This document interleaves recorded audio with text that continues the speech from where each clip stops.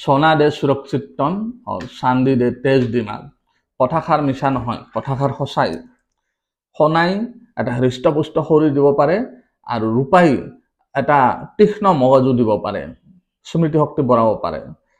কিন্তু আপোনালোকে যে ভাবি থাকে এই ডাব্বাটোত সোণা ৰূপা থাকিব, সেইটোহে মিছা কথা। সোণা ৰূপা যদি খাব ইচ্ছা আছে তেনেহ'লে ধনী মানুহে সোণা ৰূপাৰ বাচনত খাওক, সোণাৰ কাঁহী লওক, কাঁহীত ভাত খাওক, ৰূপাৰ গিলাচত পানী খাওক।